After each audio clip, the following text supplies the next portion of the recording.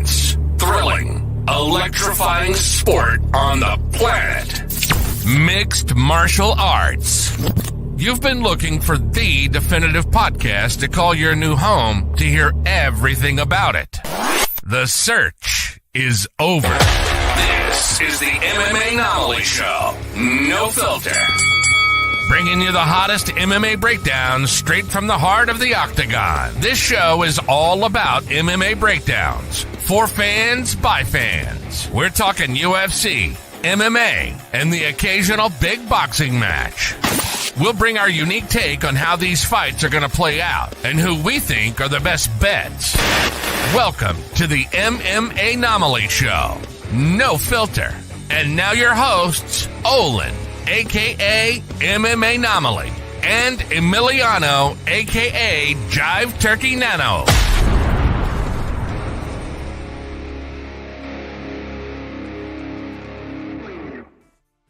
What is up, fight fans? Welcome back to another episode of the MMAnomaly Show, No Filter. I'm your host, Olin, a.k.a. MMAnomaly, and with me, as always, is the co-host with the most, Jive Turkey Nano. How we doing, brother? Yo, Olin, my brother, doing great. It is a fine Thursday, a.k.a. Friday Junior, so you know the vibes are kicking. We are doing fantastic, brother. Great to see you. Ready to dive on into this ESPN 60. We got a little fight night, baby, in the Apex. Can't wait, baby. Let's go.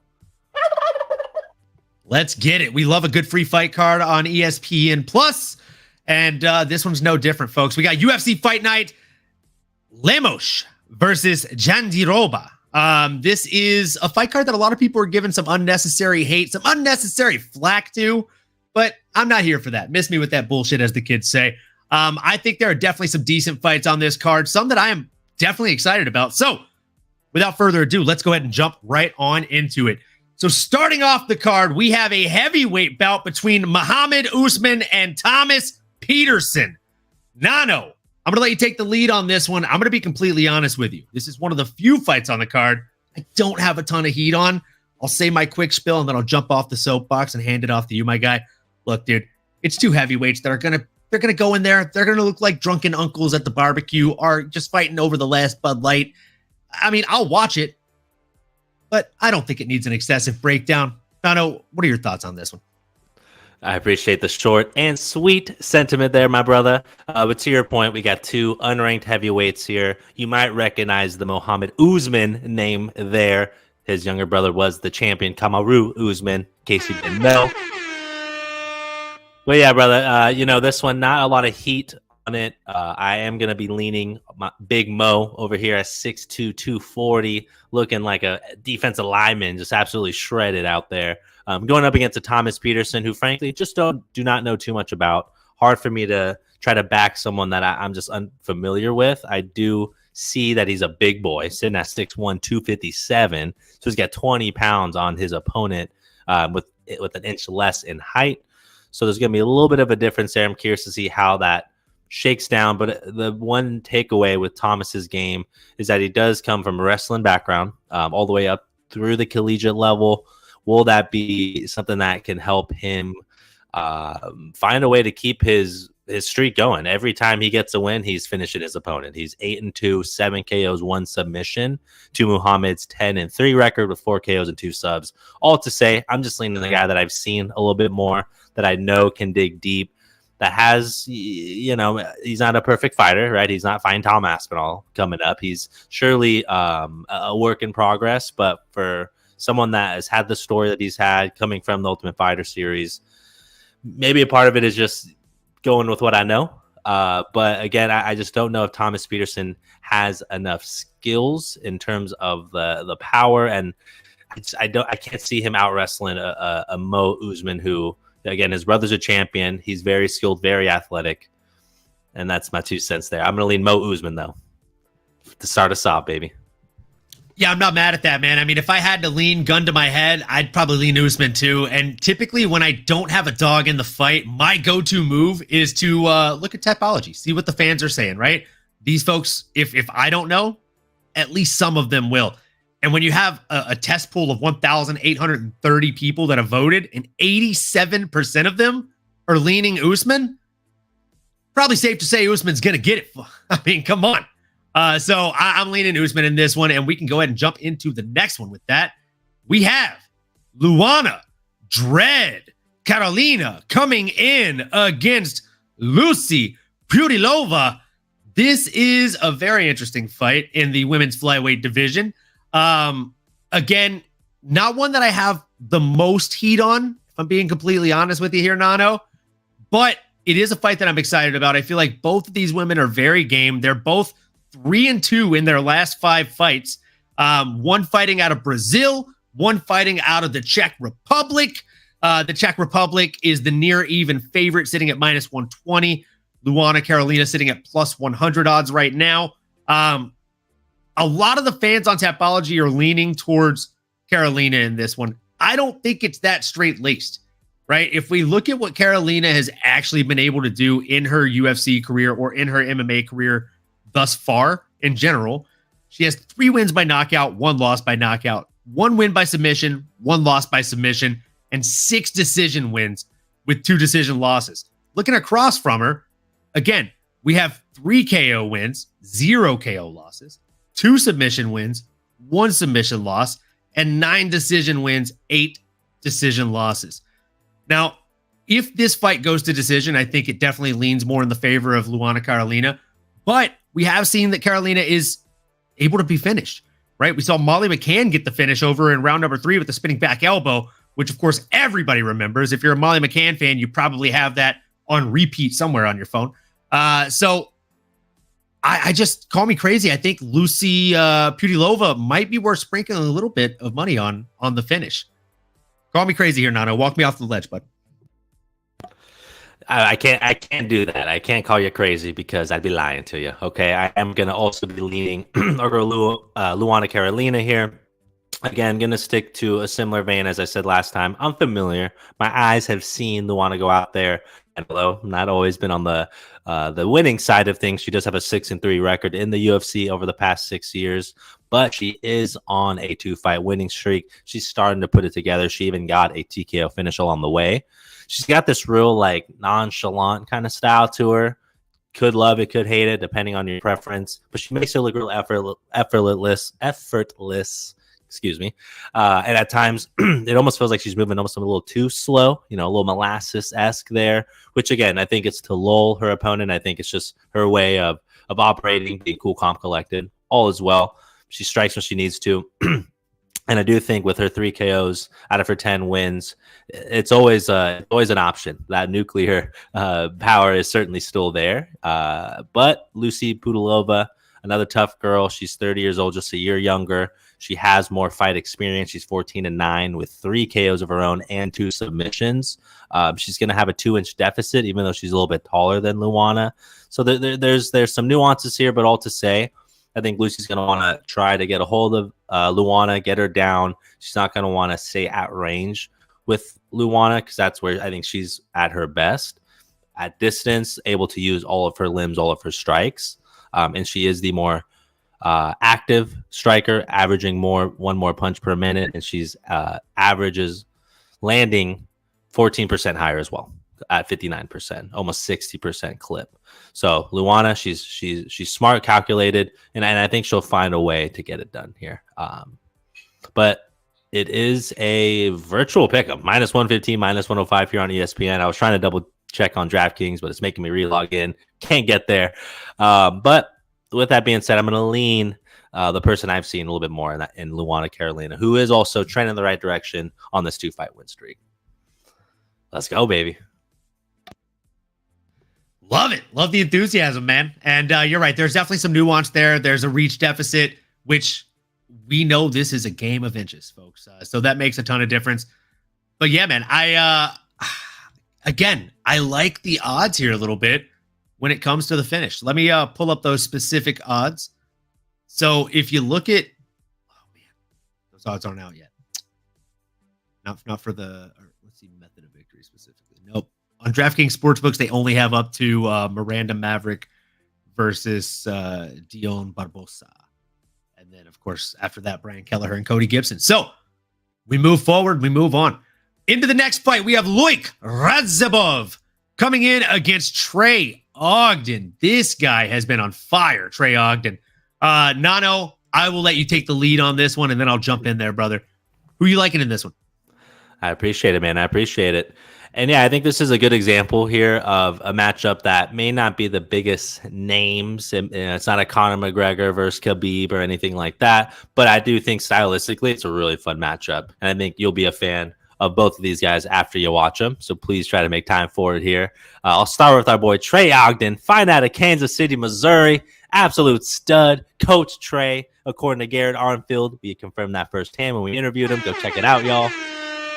But them boys out of Kansas City, man, they're cooking up something. I think that Mahomes magic is starting to rub off on that camp over there. They're doing absolutely great things. But sticking with our boy Trey Ogden here, who's fighting Coach Trey, 34 years old, 17-6 record, 11 subs to his name. Dude's a specialist, right? And he has the knowledge, but he also has the skills in a well-rounded way. He's not just a submission guy. Okay, he's not a Ryan Hall. He's not just gonna drop to the ground and ask you to pull guard. Okay, he will strike with you, and he will pepper you, and he will use all of his strikes in terms of punching with the boxing, elbows, legs. He can generate power from all different odd angles. He's a very long, gangly kind of guy, wiry, I guess maybe a good way to put it.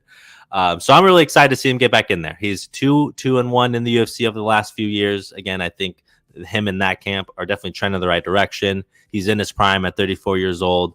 I'm really rooting for him. However, buddy, does he have a tough guy in front of him? I was unfamiliar with Loic Radzhabov prior to today, I will admit. But boy, did I enjoy watching him fight. Watching his highlights, he's 18-5 record with 8 KOs, 5 submissions. That's 13 out of 18 fights. He doesn't need the judge's scorecard. He actually made it to the PFL championship back in 2021. He lost, but he came back, won his fight in Eagle FC, and he is now 2-1 in the UFC. So it's one thing to make it to the championship. Hey, can't win them all, but I love someone that could bounce back and capitalize with any opportunity that that was put in front of him. He's an exciting fighter. Okay, he's been finished, but he's also finished his last few opponents as well. Okay, that's the reality. Solid grappler. He's patient. I notice he likes to feign and move around and try to bait you in. He's going to give you different looks, get his reads. That's why I think it's going to be a real fun, a chess match between these two martial artists here. But again, all to say, I'm nervous for my boy Trey because when I watched Loic, I think he has really tough hands and he possesses power late into the fight. He was actually able to get a 14th minute, third round finish on his opponent. So he's able to carry it all the way through. Trey cannot make any mistakes. He knows this. So I do think he's going to have the best game plan possible. So I'm going to stick with the good coaching, and I'm going to stick with the coach that's going to go out there and show him how it's done. I'm sticking with my boy T.O., Trey Ogden, over there repping KC. But it's going to be a tough fight. This might be fight of the night, in my opinion. It's a really, really exciting matchup. Curious to hear your thoughts, brother. I don't know if we're on other sides of the fence here or if you're rooting for the hometown kid as well. Come on, man. What you got? I'm rooting for Trey Ogden, man. We interviewed his cohort, his colleague, his disciple, I guess. We got to root for Sensei Trey. The Samurai Ghost versus the Tajik Tank. This is ultimately the battle of the nicknames here, folks. Let's just call a spade a spade. Am I right? These guys have great fucking nicknames. They're both fun. And both men are very fun fighters. I'm going to just sound like a yes man and kind of agree with everything you just said, Nano, because you broke it down so damn eloquently. Trey Ogden has 11 submissions to his name. And that's out of his total 17 wins. So the man is a submission machine, but that is not to say that he is going to say, hey, bro, get in my guard. That is simply not the cloth from which he is cut. As John Anik would say, the guy is an absolute beast. He is down to get down. And I mean, the dude throws hands. He throws hard. He has great timing, utilizes his range to his advantage. He is, in every facet of the word, a bit of a dog. So give me Trey Ogden in this one. But again, that's not to say that he does not have a very, very tough opponent standing across from him on Saturday night. Now, the man that will be standing across from him again is Loic Radzhabov, 33 years of age. There's only a 1-year age difference between the two men. There is a 3-inch difference, which again, Somebody like Trey Ogden who knows how to use the reach, I'm looking at him to utilize that reach the way that he knows how to do so damn well. Keep him at the end of that jab, pepper him up with the stronger shots, utilize leg kicks, and then ultimately get inside, get the takedown, and get the finish. Again, looking across at his opponent, the man has 5 submission wins, 8 knockout wins, and of his 5 losses, none of them have come by way of submission, which could prove to be a problem. Is the man submittable? I don't know, but we will definitely find out on Saturday. This is an exciting fight. I don't know that I'll be betting on it, if I'm being real with you here, Nano, but gun to my head, give me Trey Ogden, man. Moving into the next fight, we have Miranda Maverick. That's right. Well, Maverick action happening on Saturday, folks. We got Miranda Maverick coming in against Dion Barbosa. Look, I think it's pretty obvious who I'm going for by the cue of the music there. Give me the 27-year-old Miranda Maverick in this one, standing at only 5'2", but every inch of that build is just badassery, folks. 125-pound division is going to be put on notice again when she makes the walk to the octagon on Saturday. She is giving up an inch of reach, but I don't think it's going to matter coming in against her opponent here. Maybe I don't know enough about Dion Barbosa, but the fact that she's such a close underdog, I mean, she's only plus 170. It might make sense to sprinkle something on her from a betting perspective. But again, I think it's going to be a grindy decision. I think Miranda Maverick goes out there and probably does Miranda Maverick things. And out of the 1,789 people on Tapology that have voted, 89% of them agree with me as far as Miranda Maverick, and 93.8% of those people think she'll get it done by decision as well. Nano, are you with us or are you against us? Oh, man, that's a great breakdown, brother. And I think I will be rooting for you as well. I think Miranda has enough of an edge here to get it done, right? Miranda Maverick, 27 years young. She's 6-3 in the UFC since 2020. That means she made her debut at 23. My goodness, y'all. Still under her parents' insurance at that time. Fighting in the UFC, fantastic stuff. 13-5 record, 1 KO, 7 submissions.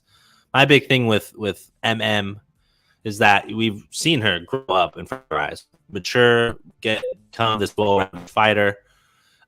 And that's my hesitation with picking a Dion Barbosa at 32 years old, 7-2 record, 3 subs, not as busy, right? Not as much experience in the octagon. That scares me a little bit, but I did a little digging and I realized or found out that she is a judo black belt who now has been training Muay Thai. She's got some phenomenal striking, and if you just look at her, brother, I mean, easy on the eyes, but brother, she is stacked. She's got bigger delts than your boy here, okay? And I've been putting in work for the past year, my whole life, really. So again, all to say, she's very, very talented. I think she's going to be a really tough opponent for our girl, Miranda Maverick. I think that's why the odds are so close. That was a little shocking to me, with Miranda Maverick just being a minus 225 and Diana at a plus 185. Obviously, Miranda is the favorite, but sometimes you're seeing plus 400, plus 600, and we've seen an 800 or 900 thrown out there. This is a little closer than meets the eye, and I think, again, Diana is going to be a very tough opponent. Going to lean our girl Maverick, as our music and theme song suggests. I'm not going to disagree here, brother. I'm going to stay on the same ship as you. I got your 6. We're in flight. I'm trying to think of other Top Gun references, but you can be my wingman anytime. There it is. That's what I was trying to say. Let's go. I don't know your picks beforehand, but just in case you agree, every now and then we come through with the soundbite. When it makes sense. My man. Doing it all. The one-man show over here, the MMAnomaly. Let's go. Big shout out. Can't do it without the co-host with the most, brother. So moving into the next fight, we have somebody who definitely knows how to bring the boom. Talking about Brian Boom Kelleher in the bantamweight division, coming in against Cody Gibson. We are talking about a tough alum in Cody Gibson. This is a man who leaves it all on the line. He's an absolute beast. And when he's not in the octagon, just throwing hands, throwing legs, and throwing everything he has in the gas tank at these people, he's teaching children inside of a school. I mean, you love to see it. The dude is just class through and through. I'm looking forward to this fight. Nano, I'll let you take the lead on this one. I know we watched that season of Tough together to an extent. We covered it on the show. So are you pulling for the Tough alum, or who you got in this one? Yeah, and you made it hard for me here as well. When you pick him, aka me, as the cover art, how am I supposed to bet against us? Am I right? No, but all jokes aside, I do like both fighters here. I think this is a good matchup of savvy vets that are at the same twilight of their career that are going to go out there and put some blood on each other and some knuckles and fists and legs and everything that we want to see mixed martial arts wise. So I'm really excited for this one. Brian Kelleher made his debut in the UFC all the way back in 2017. Again, another person we've seen grow up and have a career here in the UFC. 8 in the record, but let's not just look at that. Okay, 500. Hey, if we're talking baseball, he's the Hall of Famer. We're not. I understand that, but let's look at the names that he has fought. Right? I mean, absolute studs. This guy, Brian Kelleher, has fought and lost to, unfortunately. But a Montel Jackson that we've just seen recently. I mean, dude has absolute leather, has nuclear hands. Cody Stamann, stud, still around. Ricky Simon. Okay, Umar Nurmagomedov, Mario Batista, and Cody Garbrandt in that order. Those are the last 3 people he fought. I mean, these are guys, okay? This is legit talent. You can't hold those losses against them. I really think it's more so just tough luck for a guy like Brian Kelleher, which is what happens. You show that you're a dude, all you're going to get is dudes, okay? There's no days off. There's no easy walk in the park, okay? And Cody Gibson certainly is not that either. Even though he is on a 2-fight losing streak, that being Cody Gibson, 36 years young, 19-10 record, 7 KOs, 4 subs. A lot of similarities here. Again, I think this is a good matchup in terms of where they both are. But when I'm breaking it down, I think Cody's going to use that length. He's got a 5-inch reach advantage with 4 inches of height as well. That goes to the legs also. And that's really where I like to see Cody at his best, is when he's able to use all of his strikes. We know he's had injuries or things like that in the past. Hey, who hasn't, especially when they're at this stage in their career? Let's assume they're both bandaged, patched up together here, going to give it all they got because they're absolute warriors. And again, he has a strong why, he being Cody. What he does outside of the octagon is a true testament to just the type of man he is, and hey, someone you want to root for. So all to say, let's go, Cody. Get it done, baby. Rep Cali for us. East Coast versus West Coast in this one. Let's go. West Coast, best coast, baby. I am going Cody Gibson as well. Give us the Renegade over Brian Boom Kelleher. I am a big Brian Kelleher fan. I will tell you from the bottom of my heart, I definitely enjoy watching that man fight. But Cody Gibson's, as you said, he's a guy, right? And not only that, I'll play the sound clip again. He's a dog, folks. Cody Gibson is a freaking dog in every facet of the word. He goes out there and he leaves it all on the line, win, lose, or draw. And when he loses, I mean, it's still an extremely exciting fight, right? I'll be honest with you. He was originally supposed to fight Davey Grant, but that fight got canceled. I think he maybe dodged a bullet with that, right? Because I think Davey Grant is a much tougher outing than Brian Boom Kelleher. Zero offense to Brian Boom Kelleher. It's just, there are levels in this game. And I think that if we're talking in terms of those levels, again, I think he maybe drew a bit of a shorter stick here, or not a shorter stick in terms of himself, but an easier stick to fight against in terms of Brian Kelleher. Now let's talk about some of the stats here, folks. Brian Kelleher will be suffering a reach disadvantage here. He's going to be giving up 5 inches to Cody Gibson. Again, a young man who knows how to use every inch of his arm span to his advantage in these fights. And he's going to be looking to do that on Saturday with that 5-inch reach advantage over somebody that, again, is a little bit shorter than him. So he's going to be punching down. Brian's going to have to punch up, which is already hard enough for anybody that's trained. This. Both men have kind of up and down careers, up and round trajectories. And I just think Cody's the man to win. He's got 1 year of Father Time's age on his side here. And the reach, the timing, both as far as where his career lines up and his timing when he's standing inside the octagon across from another grown man. I think he's going to bust him up. And not only that, I think he's probably going to go out there and get a finish. Do I bet on him by way of finish? I don't think so. But, I mean, if you wanted to bet on him to get the win by KO, TKO, DQ, or submission, so basically inside the distance, you can get Cody Gibson at plus 120 odds. Not terrible. But again, I just don't know that I want to take that. Not juicy enough. I think I'd rather just take it at the favorite pick here, minus 205, and maybe build a little tough boy parlay, which we'll go over a little bit later in the episode here. So, moving into the next one, we have Lee Zhong-Young coming in against Hyder Amil. I'll be honest, again, this one, it's an exciting fight, right? Hyder Amil, up-and-comer, even though he's 34 years of age, maybe got a late start in the game, obviously, but he's 9-0.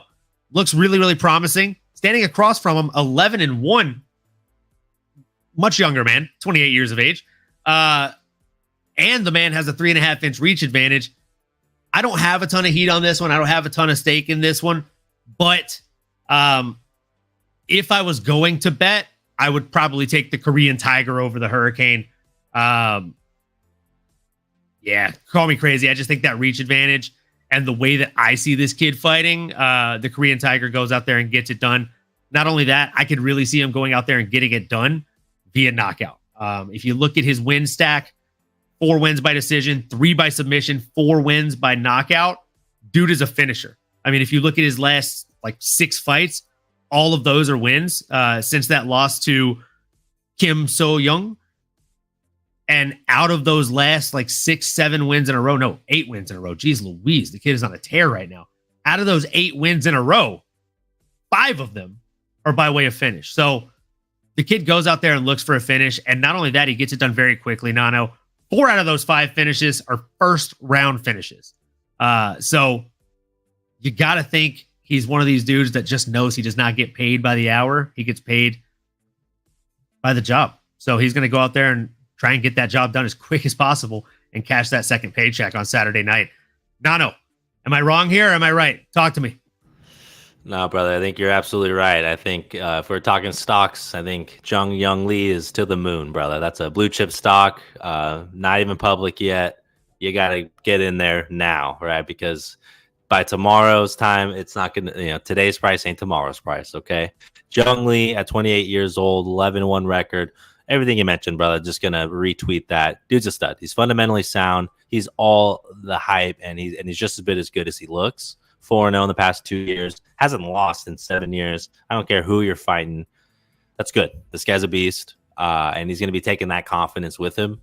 Going up against my guy, Hyder Amil. I call him my guy, one, because his last name kind of sounds like my name, but more so, he stays repping the Bay. He went viral a little while back, shouting out Vallejo, training out of South San Francisco, puts on for the city, even though he grew up in the Philippines. But he's someone you want to root for. I mean, you go watch the videos of him on YouTube. I think it was maybe the Contender Series or something that the UFC did for him. Fantastic piece. Was bullied, was ridiculed, found a way to stood up for himself, and looked up to the likes of a Nate Diaz and that brash crew out there. Not wanting to take anyone's shit. Again, all to say, just someone you want to root for. He beat a tough Fernie Garcia last time he was out there. He's got a 9-0 record, but he is 34 years old. That scares me a little bit because he's going up against a guy who's approaching his prime. I don't want to question Hyder, but it's like at this stage of his life, at 34 years old, where's he at? What are we going to see? Can he weather the storm? I think is my big question. I'm rooting for him. Again, he's a Bay boy. Shout out the Valley, Vallejo, Valley Joe. However, I think like we mentioned, the Korean Tiger, man, that's the alpha predator. That's the alpha in the jungle here. Unfortunately for my boy Hyder, he needs to go Hyder somewhere else because it's going to be bad for him. That's all I got, bro. Enough of the bad puns. Get me out of here. You hate to see it, folks. It happens. It happens to the best of us. Honestly, I love jokes like that, my guy. So, yeah, man, I'm with you. I'm with you here. Hyder's going to need to Hyder somewhere else. I think Zhong-Young Lee is going to just look like long Zhong-Young Lee out there with the reach advantage. So, call him Long Zhong.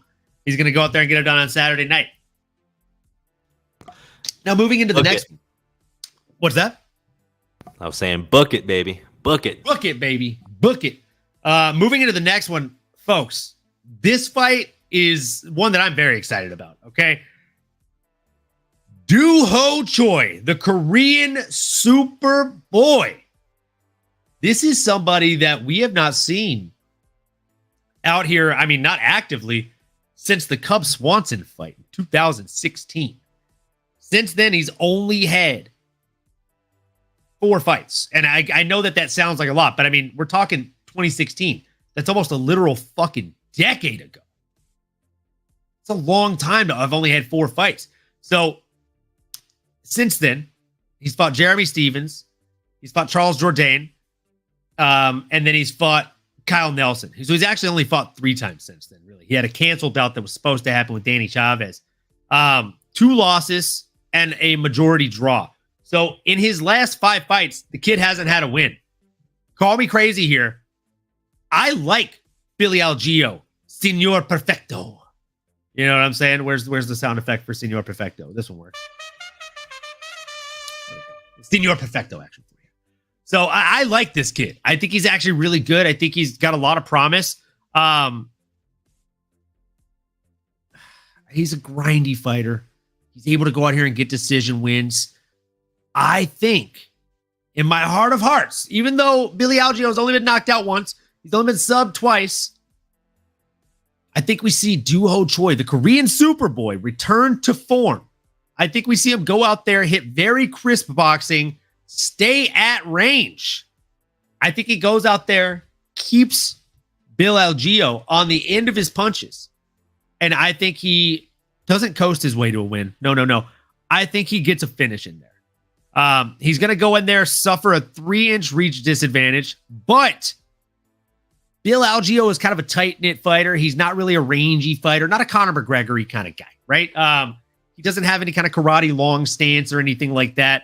So I don't see him really utilizing that reach advantage that he's going to have too much. I think the only real issue here is the fact that he's 4 inches taller as well.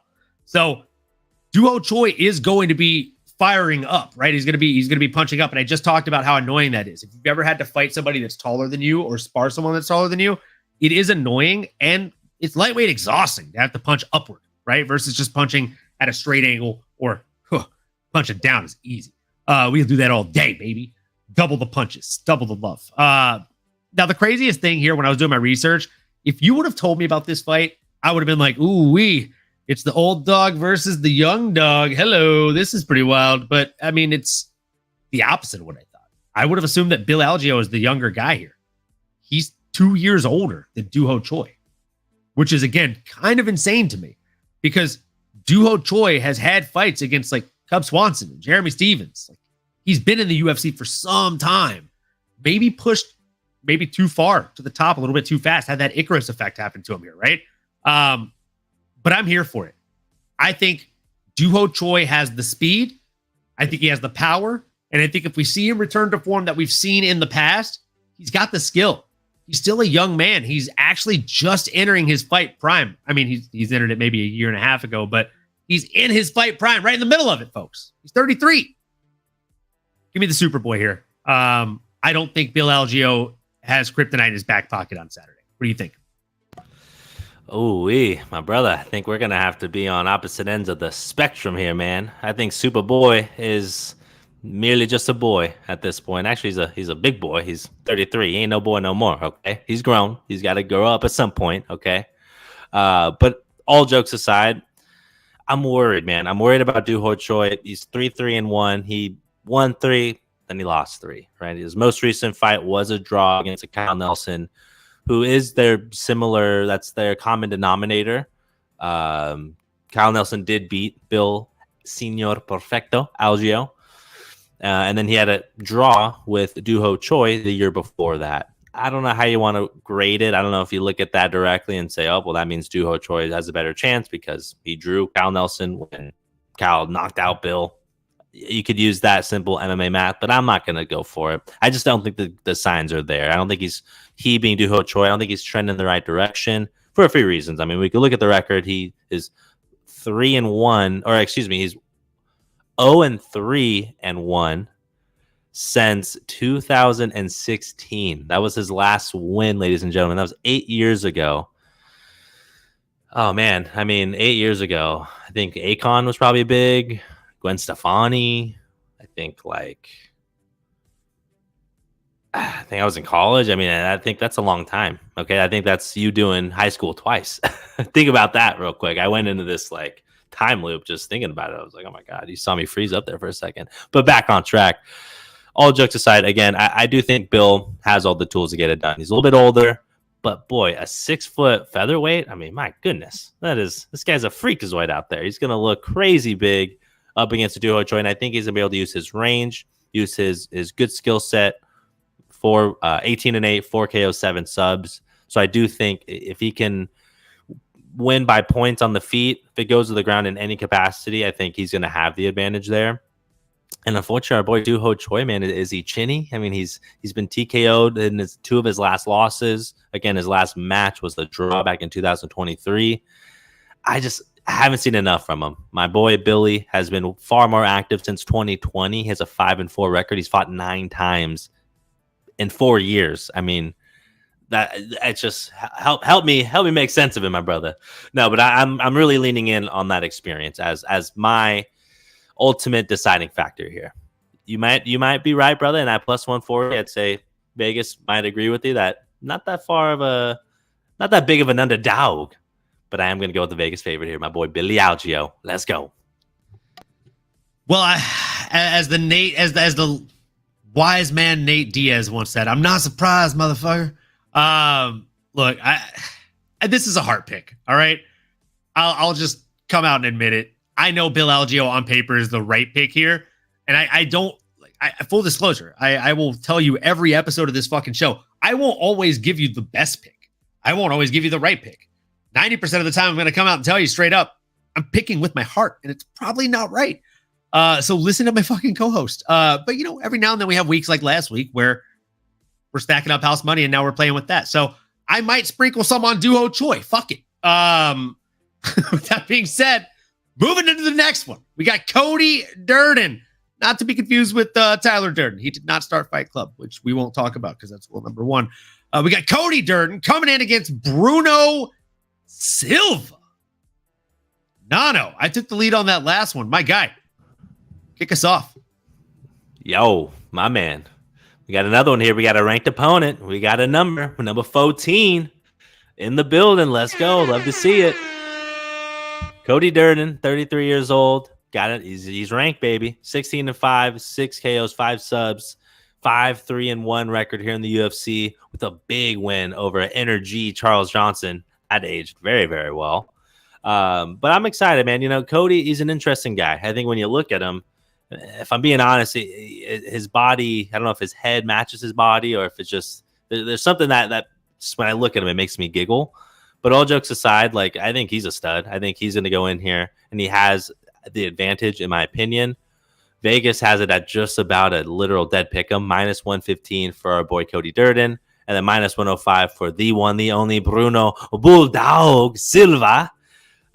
This is an exciting one, man. I think this can be back and forth. I have a hard time picking it because I do like Bruno Bulldog Silva. He's 34 years old, 13-5 record, 5 KOs, 4 subs. Pretty gosh darn close, virtually identical in terms of their history, in terms of just the statistics.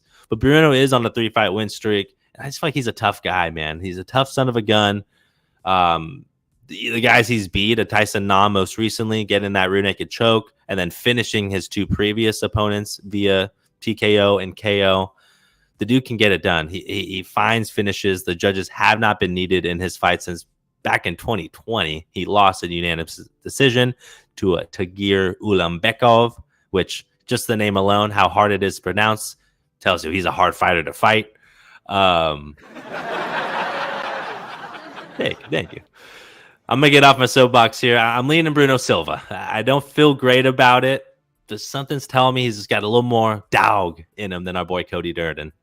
What are you thinking, though, man? Are we on opposite ends here again? Are you going to talk me out of it? Because I can be sold. What you thinking? Man, I'm thinking two things. I'm thinking it's been far too long since we've done a shot, and I'm thinking I'm definitely going to need to talk you off your soapbox a little bit here, brother. Look, I get what you're saying, and I hear you, and I get that you're speaking your truth or whatever the kids say.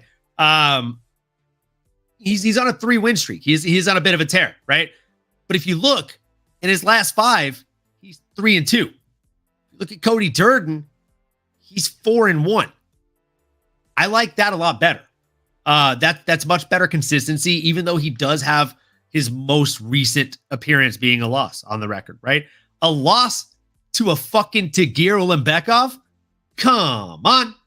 That's not that bad of a fucking loss, bro. Tagir is an absolute beast. And then if you look at his last loss before then, you might remember this name. You might recognize this name. I'm talking about a Muhammad Makhayev. Okay, dude? Most guys in mixed martial arts whose name is, I mean, in combat sports in general, if you go all the way back to fucking boxing, dudes named Muhammad, I mean, come on. They're typically pretty good at combat sports, right? We have Muhammad Ali, we have Muhammad Usman, and we have Muhammad Makhayev. So, folks, those losses are not terrible. They have aged extremely well. They will continue to age extremely well, in my humble opinion, because again, Tagir Ulanbekov is an absolute beast. Dude's 15-2.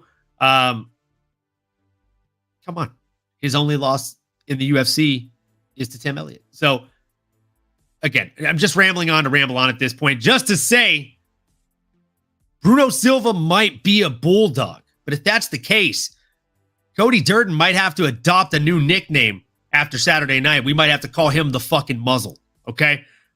Because he is going to shut that bulldog down. He is going to shut that bulldog up. I think he's going to lock him up with the grappling, and I think he is going to grind his way to a very fun to watch decision. I think he's going to get a very grindy decision here. And yes, Drew, shout out, motherfucker. We are on Twitter. We're X. I don't think anybody actually calls it X. Elon, can you change the name back, Doc? I think he did officially change it. So X is up. X is up. X is up. X gonna give it to you. You know. Whoa, way to get it on your own. It's a banger. Like, ooh. Shout out to X. Appreciate y'all being around. Let's go. Let us know your thoughts. Let us know how crazy we are. Just because we got a mic don't mean we know what we're talking about, baby. Come on. Don't let it fool you. I mean anything. I will say it could be fun to do a Cody parlay. Cody Gibson, Cody Durden. Why the fuck not? Cody's. So we are on opposing sides. I'm going to pour up a shot here before we go into this next one. And in the next one, my goodness, I want to say this is probably the fight that I'm most excited about. It's intriguing. Because, I mean, Kurt Holobaugh, I love watching this dude fight. He fights people like the way like Robbie Lawler used to fight people, kind of, right? Like they owe him lunch money, or like they stole his little sister's bicycle and he finally found them 3 months later. Like, that's how he fights people. You love to see it. It's violent. It's skilled. Yeah, vicious. Looking for revenge. Looking for revenge, man. So cheers to that. I don't know if you got one ready. Let's go. Boom. Drinking the elixir straight. Let's go. Cheers to you all for being here. Let's go. Stay hydrated. Drink your water. Stay hydrated. Or adult bevies if you want to join us. By all means, make sure you're doing it responsibly. If you have an adult beverage, take a sip. If you don't and you don't partake, then take a sip of water or take a sip of life. Take a sip of fucking oxygen. Raw dog that shit. It's a big fresh breath of fresh air. Just get in, baby. Let's go. And as you're breathing out, make sure you holla back. You know what I'm saying? Holla back. You know, woo, woo, woo. So we have Kurt Holobaugh coming in against Kenan Kuchulski. I know I mispronounced that, and that's okay. I will mispronounce it again because I don't know any better, folks. I don't have the guy sitting in front of me, thank goodness, because he looks like a terrifying individual. But if he was in front of me, I would ask him to, correct me, so that way I don't possibly die. So how do we see this fight going? I'll be completely honest with you, folks. I am a big Kurt Holobaugh fan. I liked him in his last run in the UFC. I definitely like him in this run in the UFC. But Kurt the Hurt has his work cut out for him on Saturday night against Kenan Bachia Krzyzewski. Look, I'm not going to lie. I'm not going to sugarcoat it. Out of almost 2,000 votes on Tapology, 73% of people think that Krzyzewski not only goes out there and gets it done, but by knockout, right? Over half of these people think he gets it done by knockout. But I don't give a fuck, man. I listened to a lot of Godsmack growing up, so I don't care if stand alone. I will stand alone all fucking day, kid. Especially when it comes to representing the guy that I think is on the right side here, Kurt the Hurt Hollabach. I just think he's made of fucking nails, dude. I think if you shot him in the face with a nail gun, he would spit out a chewed up nail. So 3-inch reach advantage aside, I know this is a bit of a heart bet. It's definitely a heart bet, right? If you look at the stats, you got a 33-year-old versus a 37-year-old. You got a 6-footer versus a 5'9"er, and you got a 73-incher versus a 70-incher. And if you look at what these guys have been able to do, again, you look at Kanan's record, dude is an absolute monster, right? 9 wins by submission, 4 by knockout, 2 by decision. But in his last fight, he got fucking capped by Elvis Brenner. And I'll tell you something. You know who else has a really strong hand or hands? A dude whose literal nickname is the fucking Hurt. So give me Kurt in this fight and give me Kurt by finish. I think he goes out there and gets it done. You can call it a fucking heart bet, but don't call me crying whenever I cash the ticket. Nano, who you got? Damn, what a breakdown. Let's go. Got me fired up, baby. Kurt, all about now. Woo, woo. Yeah, man. I mean, hey, what more do I need to say, y'all? I mean, this guy covered it, right? All jokes aside, I mean, I'm leaning with you here. I feel like I typically don't like the old guns, and I hate those age gaps. But man, Kurt's a tough son of a gun guy. He's a tough one.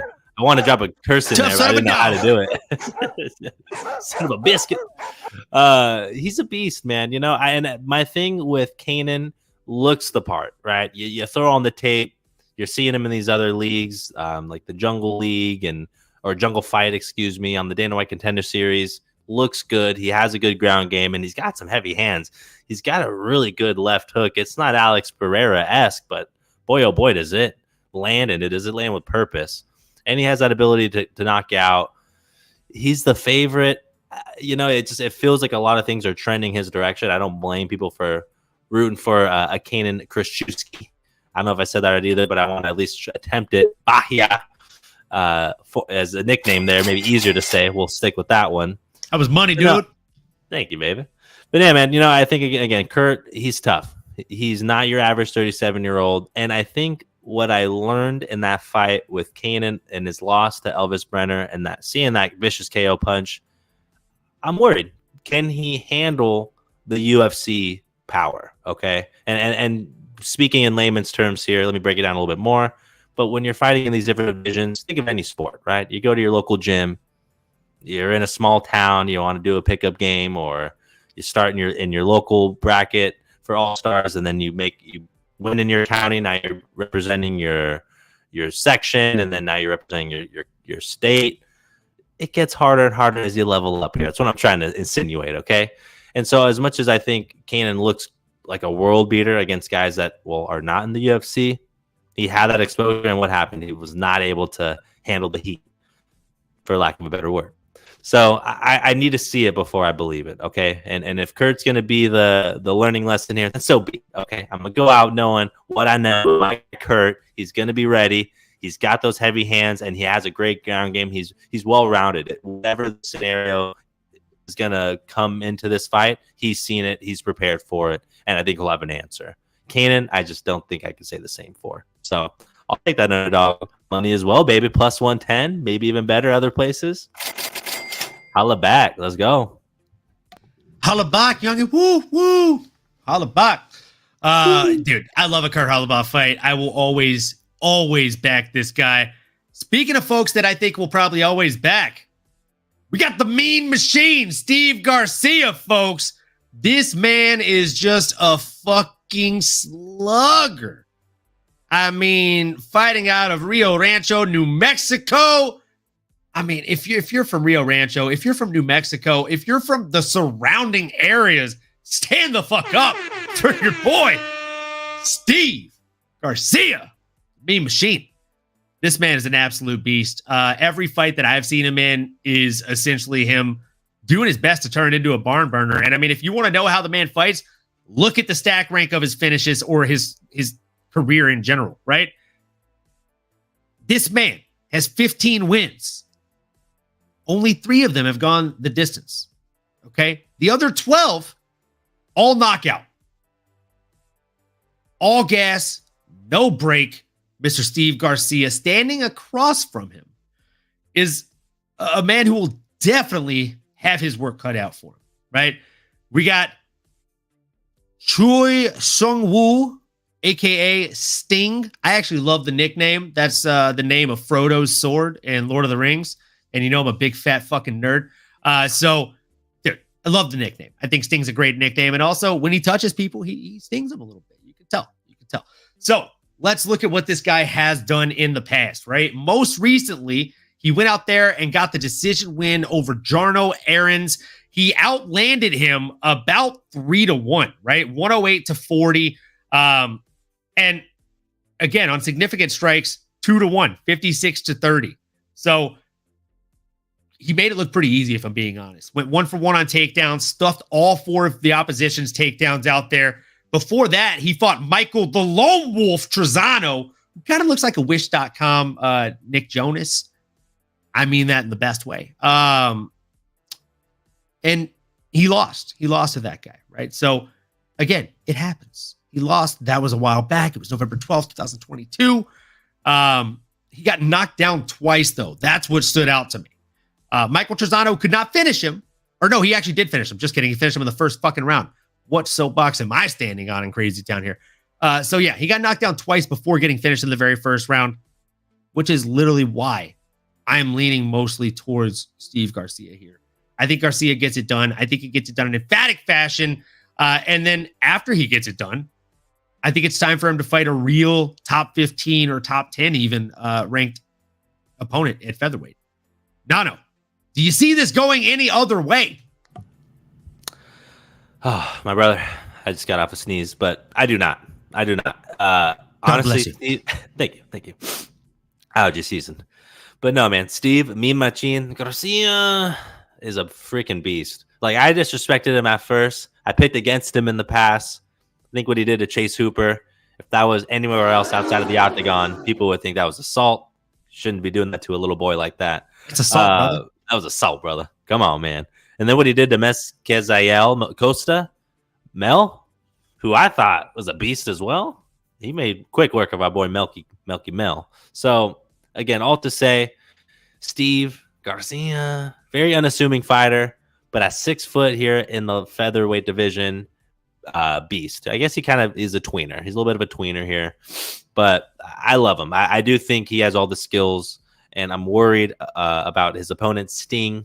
Doesn't have as much sting on his punches as he needs with an 11-6 record at 31 years old. He is coming off a victory, which he definitely needed, but he lost 3 matches in a row prior to that. And if you look at some of those opponents, you know, Joshua Kulabau, Alex Caceres, these are good strikers. These are guys that have heavy hands and that know exactly what they're doing. And that's what he's going to be getting here in a Steve Mean Machine Garcia. And let's think about this. I mean, 155 at any division. I mean, to have 15 wins and have 12 KOs, again, I don't care where you're fighting, that's impressive. And we know he can do it in the biggest stage. In fact, he's done it 3 times in a row. Actually, 1, 2, 3, 4, 5, 6, 7. His last 7 wins, and even one of his losses, have been by finish, TKO or KO. Judges only needed his scorecard once, and this is going all the way back to 2020. What more do we need to say, ladies and gentlemen? I'd say this is not going to be a finish, so let's chase a Steve Garcia win. Let's chase a finish, potentially, or double down on the double odds, maybe by submission or KO. May not be getting the best odds there, to be honest. I'm sure it's pretty likely, but give me Steve Garcia minus 150 or by finish, baby. Come on.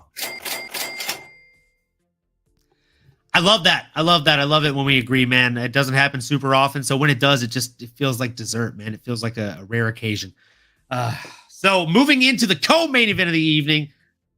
Oh gosh, I think we're going to end up disagreeing on this one.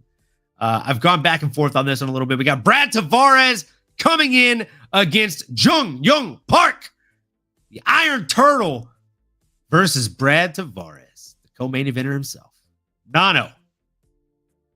Man, I'm just going to pour up a preemptive co-main shot here in sadness because I feel like I know we're going to disagree. Who you got in this one?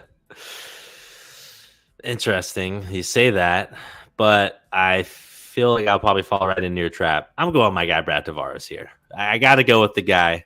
Are we on the same page? Are we in agreement? Oh, no? Okay, good. Okay, I fell for the trap. I knew. You're not always predictable, but I feel like you like Tavares, and we've agreed on Tavares the last like 3 fights that we've done this for him on. So when I came and then fell on the pendulum swing of the opposite side here, I was like, oh man, me and Nano, we're gonna draw a line in the sand here on the day of. I know it, man. I know it. I mean, and I think for me, it boils down to what I've seen. I'm using the eyeball test here, and I love everything I see from Brad. Granted, he is coming off a loss against our boy that we love to talk about as well, Gregory Rodriguez, a.k.a. RoboCop. 3rd-round finish, absolute war. Coming off a tough win against Chris Weidman. Some tough losses before that, I ain't going to lie. He did lose to Dricus du Plessis, who is the current champ. So we got to put some respect on some of these L's. Israel Adesanya on that list also. But, I don't think that Jun Young Park poses the same threats as some of these other guys that he's lost to. That might be me being straight disrespectful of the Iron Turtle. I've seen him fight a couple times, and it leaves me feeling like just wanted a little more, right? We're using that dessert analogy. It's just like a little creme brulee or something. It's like, it's great, but I need some mo. Okay, this ain't filling up nothing. Okay, so I'm a big boy. I need something hearty. I need mo. That was a great taste, but I need a little mo. And that's where Brad Tavares can give us some mo. Okay, he's battle tested. I'm a little worried about the durability at this stage in his career, but man, he's got that oos blood in him, brother. I think he's just built a little different, man. Again, he proved it to me in that Chris Weidman fight. I was not necessarily rooting against him, but I picked our boy Chris Weidman, and I had to eat my words. So I'm not going to do it this time. I think Brad has all the skills, and I think he's now at a point where he's fighting smarter. And hopefully our boy Jung Young Park just doesn't find the chin. He's got 17 wins. He has 5 KOs. It's certainly in the realm of possibility. But, frankly, I think I'm more worried about the choke if it goes to the ground here. I mean, his last 3 wins are by submission. So I'm going to let you elaborate on that and why you think that's probably going to happen here. Is that what you're thinking? Did I segue you right into that? I mean, it was a beautiful setup, even though we didn't plan it at all. Yeah, man, I think the Iron Turtle is very, very game and very, very live for a submission in this one. I think he's also live for a knockout.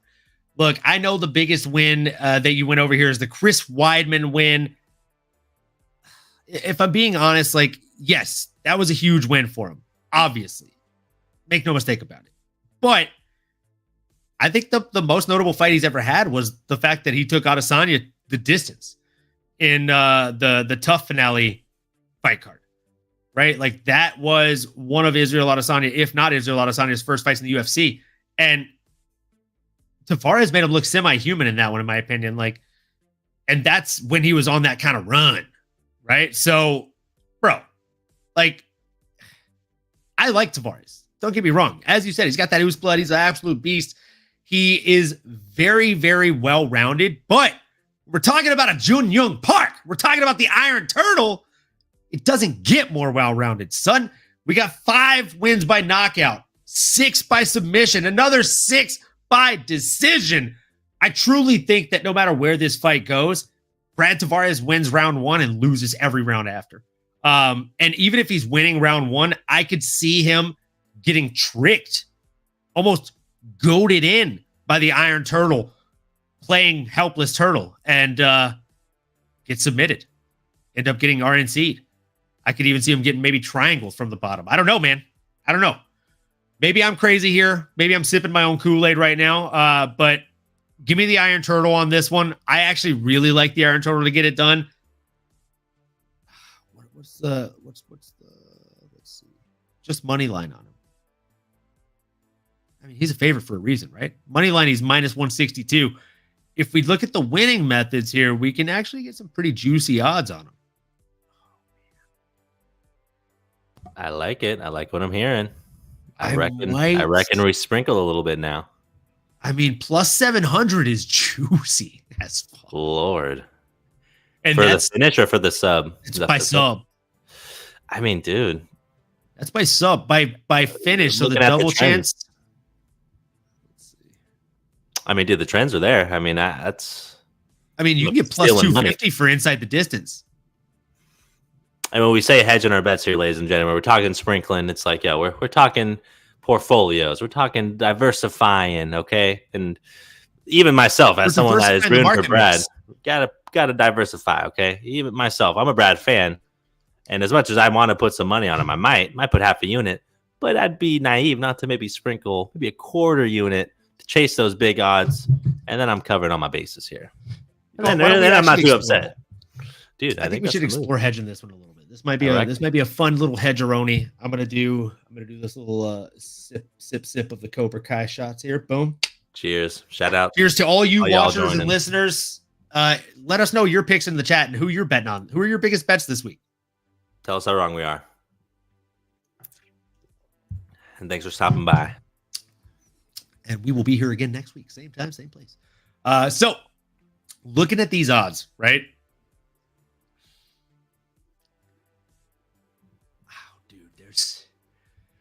There's some juice. There's some juice to be squeezed here. I might do some small stuff. So like a little hedgeroni here. Yeah, I really like the sub line. That plus 700 it's a trap. I know it's a trap. It feels like a trap. But fuck, I think I'm gonna fall for it. I don't blame you, brother. I mean, that's what we're all about. Go big or go home, right? You can play it safe always, but man, I guess the sub, maybe the thing that might stick out here is he being Brad Tavares has never been submitted in his career. He's been KO'd. So maybe that's something to factor in, my brother. Again, we're not gonna put our mortgage on this bet, but you know. Okay. Hear me out on this. I think I may have found the hedge. Good, there we go. I think I may have found the hedge here. So we go plus 700. Fucking juice, right? Half a unit, okay. And mind you, on that 1 unit gets you 8. Okay, so half unit will get you 4 units. We are very happy with that. And then Brad Tavares is plus odds money line. So we get him at dog odds money line. Why take a risk there? He's probably going to grind a decision, but I don't feel confident enough in that he doesn't get a finish. So why don't we just do a half on both? Half unit on Jun Young Park to net 4 units back. And then we cover our losses. We cover the whole spread as long as Brad Tavares pulls it off or Jun Young Park gets it by submission. We do a half unit on Brad Tavares to get back a little over the 1 unit that we spent on both bets. I like it, brother. I like it. It's cakewalk. I think that's cakewalk, bro. Yeah, and this will be a fun one to throw on the end of dogs as well, whether it's over on the strikes or let's see. Oh, yeah. Little underdog bet? You're right. I need to look at the underdogs odds. We need to throw those up on the tweeter after this for sure. Gotcha. We should walk through some of those. Yeah, we're going to walk through some of those live after we break down the last fight. We'll put in an underdogs. Because again, for the new watchers, just in case you weren't here for the episode a couple days ago, this is what that looked like. We turned 5 units into 19.4 on last week's fight card, folks. MMAnomaly single-handedly, let me just say that, okay, was not spread amongst us. This boy put it up, put it down. Let's go, baby. I mean, you know, sometimes we got to take that money to the bank. We can't always have it disappear, right? So sometimes we got to hit that luck. But let's be honest, luck's got nothing to do with it, right? We do the research. We don't always get it right, but typically you're playing with house money here for a reason, and we continue to. So before we continue breaking down more and more bets, because we are definitely going to look into more bets, we have a main event to break down, folks. That is right. It's time! much. It's time for the main event. We have Amanda Lemos coming in against Virna Jandiroba. Nano, my guy. This is a very interesting fight, right? It wasn't originally slated to be the main event, but here we are. It is the main event. Deal with it, as the kids say. I know a lot of the people on Twitter were very upset that it's two women leading the dance here. A lot of folks were looking for the guys to lead the dance like, where are you? And I'm so sorry. I kind of like this main event fight. I'm actually excited about it. I think it's going to be a good one. I think it's kind of a pseudo title eliminator, right? Am I wrong here? No, you're right about it, my man. I think You're right about it. We got number 3 versus number 5. Not that many numbers below that, okay? Only way up to the top, as Chandler would say. Right. But yeah, brother, I'm laughing at your. I'm laughing at you there. I'm so sorry. I'm so sorry. Gotta focus. This is a fun one though, man. To your point, I mean, a little unprecedented, right? Both of these ladies are badasses. They are trending in the right direction. I mean, if this were an interim title, I was like, okay, cool, sure, why not, right? A lot of heat, a lot of implications, as we like to say around here. But boy, oh boy, I mean, for both these gals, at 37 years old for Amanda Lemos, and then 36 at Virna Jandiroba, I feel like, though, if one of them actually is turning back Father Time or turning back the clocks, I think it's our girl Virna Jandiroba. And something about her last matchup just really like captured me as a fan, as just someone that I'm like, yo, I have not been respecting this girl enough. She's absolutely huge and she's tough and she's dominant. Like when it comes to the actual skills, I mean, I don't want to throw this comparison, but it was like a female Khabib out there. I mean, it was like a bear just mauling people. It's impressive, brother. I mean, I want to hear you break it down a little bit more in terms of how you expected. If maybe I'm wrong in seeing it being a little more one-sided with Virna just getting a hold of Amanda, and I think just out positioning her, out strengthening her. Like I think she just has that advantage. I think she's just too gosh darn good. I think she can grab and hold down most people on planet Earth. That being Virna Jandiroba. But talk to me, brother. What are you thinking here, man? Are we on the same page? Are we aligned? The stars aligning for this main event? Here we go. It doesn't happen very often, man, but fuck, dude, the stars are aligning. I feel like maybe this is kind of like an X-Files moment here, man.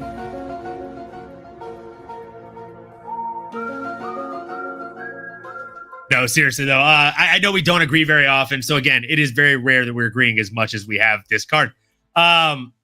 Dude, Virna Jandiroba is an absolute beast. I'm sure I mispronounced the nickname, but I tried my hardest, man. Going in against Amanda Lemos. I think this is just an absolute banger of a fight. Let's talk about what these women bring to the table first and foremost, stats-wise, right? We have 37 years of age for Amanda Lemos versus 36 years of age for Virna Jandiroba.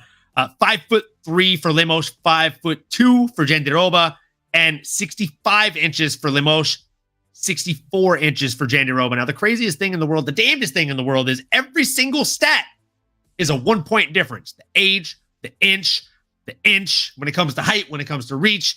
I mean, I wouldn't be fucking surprised on Friday morning if one weighed in at the cutoff and the other weighed in right at the 115, right? Or, 115. Just because, then it's perfect. It's all one fucking stat off. Now, none of that actually matters when they get in there. When everything's that close, when it's 1 year, when it's 1 inch, the stats aren't significant enough to really play that much of a difference. Unless we're talking about someone like a Conor McGregor. That inch is going to make a lot of a difference because, again, he's one of the best to utilize those inches, right? That's what she said. No? Nothing? Maybe next time. So, look, let's talk about what actually does matter. First, we'll start off with Amanda Lemos. Amanda Lemos fighting out of Maracho Brothers Gym. She's an absolute beast. She fights longer than most of the women in the division, I would say. She has kind of a kickboxer style to her. But even with that, right, she only has 8 wins by knockout, 3 by submission, 3 by decision. Fairly well-rounded fighter. Most notable time that she's fought, the ones that you guys probably all remember seeing an image of, is seeing her getting standing choked out by Jessica Andrade. It was one of the nominations last year for our submission of the year for the MMAnomaly Awards. Make sure you are submitting those and tagging us in those across the year, so that way we know which ones to actually pull into those submissions to have you vote on at the end of the year as well when it comes to knockouts and submissions. So folks, again, that's the most memorable picture of her, is her getting choked out. And that's zero disrespect to her, right? After that, she fought Michelle Waterson Gomez, who, on the wrong side of Father Time, has seen better days in the UFC, and that was not her best showing. Not even close to it. Then she fought Marina Rodriguez. She won by a nice little hook to the face there. And I mean, come on. Like she is a beast, right? She can knock people out. She couldn't knock out Mackenzie Dern. She did get the win over Mackenzie Dern, though, and I think that's worth noting considering all the way back in 2020, which is a long time ago now, 4 years ago in combat sports, it's just a lifetime almost. Mackenzie Dern did get a win over Virna Jandiroba. One of the 3 losses she has. Wow. So, again, I think that's very interesting, right? That is kind of an interesting nugget. But do I think it matters in the grand scheme of things, Nano? No, I'm just saying it to say it because it was interesting, right? Like, you fucking jingle the bells, give the folks a little nugget. But I don't think it actually matters in the grand scheme of things here. Because the fact of the matter is, Amanda Lemos is weak against a certain type of fighter. Virna Jandiroba is weak against a certain type of fighter. Do they equate to each other's kryptonite? Let's find out. Amanda Lemos, her most recent losses are to Jessica Andrade and Zhang Weili. Both women, if you had to find one descriptive word about both women that was accurate, right? In my opinion, I think that word would be strong. Strength would come to mind. Zhang Weili is arguably the strongest person in that division, and I would say the second strongest person, brute strength-wise, is going to be Jessica Andrade. Both of those women were the 2 that were able to get it done over Amanda Lemos. Add another layer to that. What else do those 2 strong women bring to the cage? They're both either really good grapplers or really good grappling negators, right? So when she faces someone with forward pressure that's able to negate her onslaught, if she is losing the striking and decides to try and make this into a grappling bout, she's going to lose, right? Virna Jandiroba is also weak against a certain type, right? We can look at her 3 most recent losses. Carla Esparza, Mackenzie Dern. 2 out of the 3. What do they do really well, Nano? I mean, they can grapple you. They can take you down and hold you there. They can take you down and they can hold you there. And again, they're both very strong women, right? But I wouldn't say that they are at the level of strength of Zhang Weili or Jessica Andrade. So strength isn't really the problem here. It's more of a skill deficit. Now, again, both of these losses happened sub 2021. So we're talking about losses that happened in 2019 and 2020. Moving forward, only woman that's been able to get a win over her was Amanda Ribas. And if I recall, that was a pretty fucking close fight. So again, even in that fight, and when I say close, folks, I mean close. We're talking 124 landed strikes to 119 and 1-to-1 on takedowns.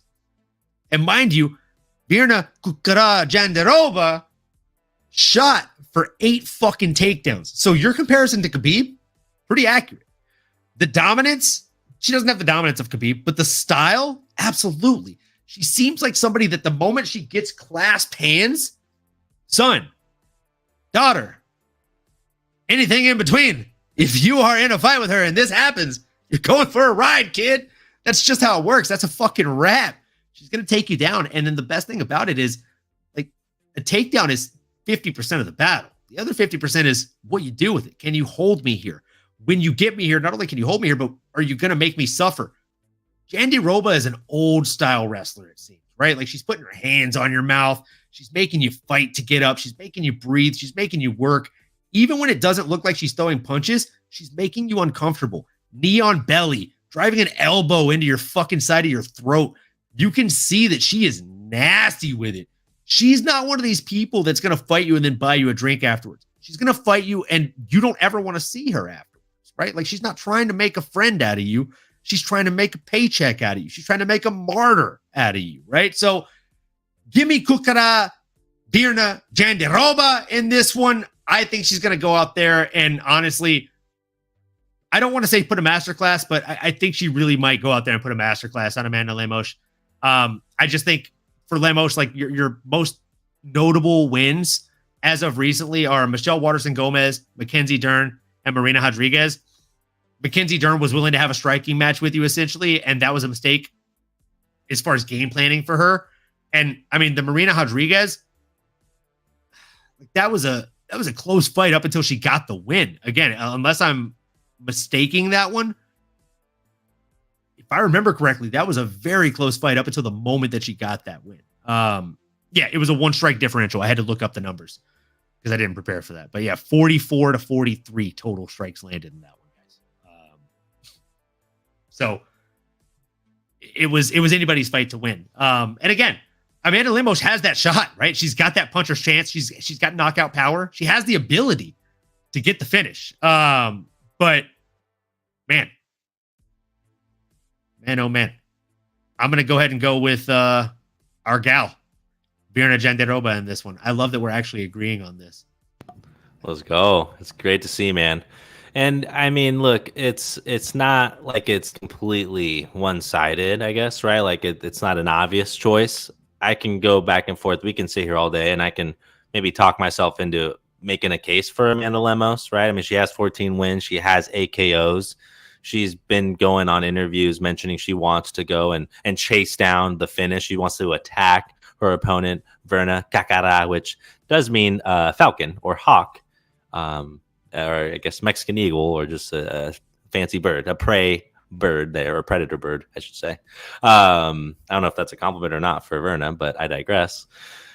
All to say, man, it's going to be a really fun fight. I do think both these women can be fighting for a title soon. And like you mentioned, like they both have only lost to champions or people that are like in the top 5 or are just literally the best of the best. So I do think that we're going to see 2 greats go at it here, 2 badass women. And one thing I noticed that I feel maybe in the women's divisions a little bit more, but like you can keep in your prime longer. And what I'm trying to say is, even though we're seeing a 36, 37-year-old, like we're going to see 2 high-level mixed martial artists. And again, like just look at Virna's track record. Like she beat a Angela Hill back in 2022. She beat a Marina Rodriguez, who looked like an absolute world beater. She beat a Lupi Godinez, who's 30 years young, made her look like she did not belong in the same class as Virna. So it's levels. I do think like the best days still might be ahead of these women. It's, you know, barring any injuries, things like that. I mean, look at a Cyborg, look at Amanda Nunes. Like these women can, they could be close to 40 and still get after, still possess all those skills. Again, bearing injuries. Saw Misha Tate come back and do just fine. But again, I'm just trying to reiterate the point that like we're going to see 2 high-level strikers here. I gotta lean Virna again, but it's tough for me, right? I mean, I want to hear y'all talk about it a little bit more. Is Amanda Lemos the better striker? Does she have answers for Virna on the ground? As much as Amanda has confidence in her striking, Virna's never been finished, right? These are decision wins. These are tough, decision losses. These are tough, gritty losses that Virna is forces upon her opponents, right? Like it's all about the matchup. And she is just constantly a tough, just jigsaw puzzle that no one has really had an easy time figuring out, right? Judges, they can see it one way, and they're not always right. But hey, numbers don't lie. I think we're going to find out Saturday who the batter B word is on Saturday. So make sure y'all tune in. It's going to be a good one. Let's go. Let's go. Love it, brother. Love it. And with that being said, let's craft a little fun underdogs picks card here. So underdog. I'm having the same situation as you. We do need an underdog segment. I'm going to build one of those out, brother. giving me more work. I love that shit though. That's like my favorite thing to do. So I will definitely, I will look into that. So, if they'll sponsor us, it's all worth it. Dude, I mean, that'd be amazing, dude. If you're listening to this, Underdog, come on, we're looking at you. Okay? You guys have the fantasy football channel, but I don't see no MMA channels. We got you covered. We'll co-stream. I'm trying to help you. Yeah, help us help you. Help you. So look, there's some juicy ones here actually this week on Underdogs. So Virna Jandiroba, higher than 50.5 significant strikes. That's not terrible. Oh, significant strikes. Just kidding. I actually like the higher than 2.5 takedowns better. Let me scroll back up. So There's 25 minutes. Do we like the over or under on takedowns here? Because she got 3 against Angela Hill, and she got 3 against Marina. I like the over on that. Ooh, man, yeah. She only got 1 on Amanda Hebus, 1 on Dern, but I just don't know if Lemos is on that level of grappling. No, I mean, Wei Li just took her down at will, ad nauseum. I mean, in a fight that she won against Mackenzie Dern still took her down once. And Mackenzie Dern is a great BJJ specialist, but not a great grappler. Wiley took her down 6 times in that fight. Yeah. I mean, Michelle Waterson Gomez was already like past expiration date at that point, with all due respect, and she still got 1 of 2 takedowns on her. I think we should take the over. I like the over 2.5. Virna averages 2.36. Oh, then she's going to hit that. That's money. Yeah, it's 25 minutes in front of Amanda Lemos. She's not going to. Oh, that's her average across all fights too. 15 minutes included. Oh, that's a money. Yeah, she's gonna, and that's her best path to victory, in my opinion. Yeah, I agree. I completely agree with that. So, okay, that's the first lock. We're never gonna agree on Jung Young Park and Brad Tavares, right? Like, I mean, I'll tell you what. I mean, Brad is not the most defensively sound guy. So, I mean, if we're talking strikes, or, I mean, if you like the finish, I mean, I don't like the finish enough to put it on like an 8-leg parlay on Underdogs. Yeah, to be honest with you. The strikes, maybe. I mean, 64. I mean, even the strikes, that's 60 is a lot, bro. Like his last fight, he landed fucking 27. The fantasy before that, he landed 31. If he can just be a little more well-rounded, whether it's taking him down, if he actually scores a submission or something like that. I almost like the lower than 14.99 minutes fight time, and it's a spicy bet. It's a 1.5x multiplier. Oof. Wait, No Chill MMA. Hold on. We're getting some comments here. There we go. No Chill MMA said, I thought Brad was out. Uh-oh. Yo, and also shout out Joe. What's up, bro? Welcome to the chat. Love to see you here. You gotta chill, MMA. Chill, fam. Chill. Yo. Dern has the worst takedowns in women's MMA. I try to be nice to all the fighters, so I can neither confirm nor deny. Should we check the X? I mean, nothing. Joe on said Google. it. Joe said it. No Chill. Where are you seeing this? Where are you seeing this, my guy? No Chill. You trolling us right now? How dare you? We get fucked with. That's so unchill. That's so unchill of you. I'm literally gonna scrounge Twitter real quick and see who's your source, because I don't want to place a bet if he's out. I'm not seeing anything yet. So unless you know something we don't, I'll tell you right now. Latest on Twitter.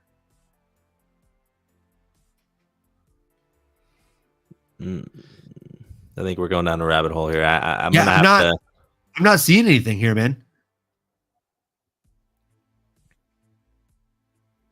Yeah. Who's your source? Send location. Send location, man. Hopefully not. That'd be a bad omen. That would suck, dude. Because I like that's one of my favorite fights on the card. I like Jung Young Park. I'm an Iron Turtle fanboy. Yeah, I kind of like the under 14.99 minutes of fight. Like it.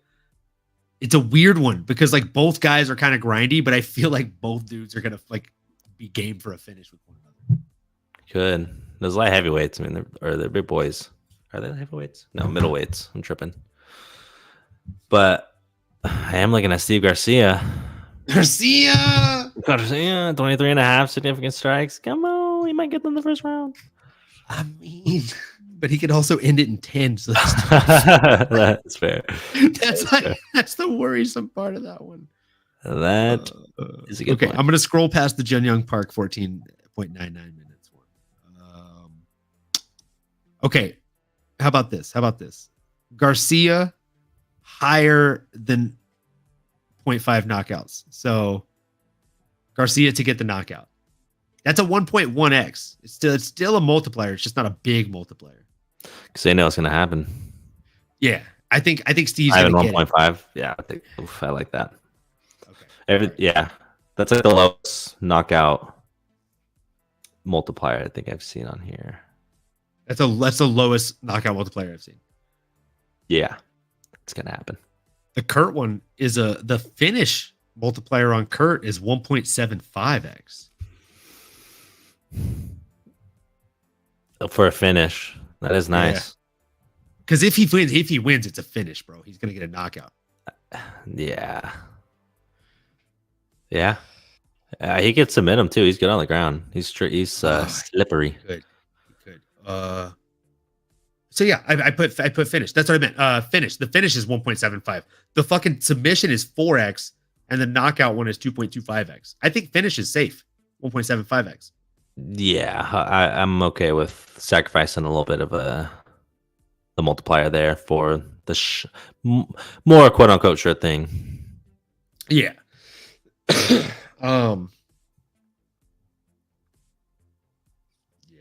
I'm scrolling through all of them right now. Same. That's why we're quiet, y'all. Underdog app, check it out. LGO, right? They're in most states. If they're legal in your state, check them. We don't have a promo code, but hit us up. We'll message you. We could send you a link directly. Get you a little promo. Get you some free money. We can Again, refer folks, a friend. that is the Underdog app.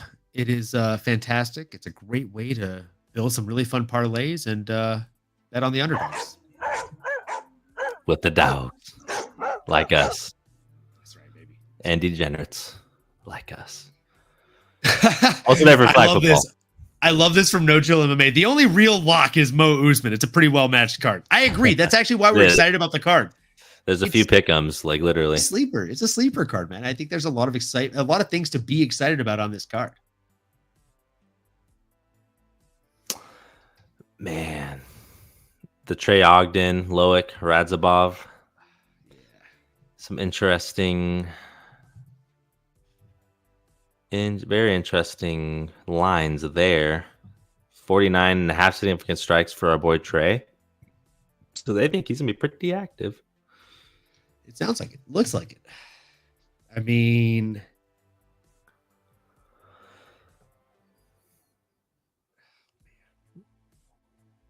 oh gosh. Okay. The thing is, I think his opponent getting 1.5 takedowns is probably pretty likely. How do we? Okay. Gosh. What do you think? I'm going back and forth. I'm like going back and forth with myself before I even ask you about it. Fair. I've scrolled past this one 3 times, and I've literally scrolled back up to it 3 times. I can't make it to the next fight. I'm like, I just need to bring it up. Bill Algeo versus Doo-Ho Choi, Korean Superboy. The under 14.99 minutes. So basically, as long as it ends anytime before the final second of the match, that's a 1.2x multiplier. 1.2. For which one? I'm sorry. For Bill Algeo versus Doo-Ho Choi to really? not go the distance. Like, Bill Algeo got knocked out in 4 minutes in his last outing. And Doo-Ho Choi, as you stated, hasn't had a win in like 4 years. Yeah, he's barely fought. And in his last fight, he got knocked out in 5, 6, 7, 8, 9 minutes and 32 seconds. Damn it. They have Billy down for 80 significant strikes, so they think he is going to be pepper and homeboy. Fuck. That's the line. That's pretty high. I think they're going to. Both of those guys are very high activity fighters. They're very high volume fighters. 80. I think the under is going to be the way to go. That just seems like Significant strikes is the thing. That's the caveat here, ladies and gentlemen. We're not just talking total punches. We're talking significant strikes. Significant strikes. It's so vaguely scored, unfortunately, at least for me. When I'm watching it, I can't easily determine what's significant or not. Some of the obvious ones are, but that just seems high. Honestly, that seems a bit high. I mean, the last time Billy Algeo landed more than that was when he fought against Alexander Hernandez, and he landed 119 total strikes, 110 of which were considered significant. But to get there, he had to throw damn near 300 strikes. The dude attempted 257 total strikes.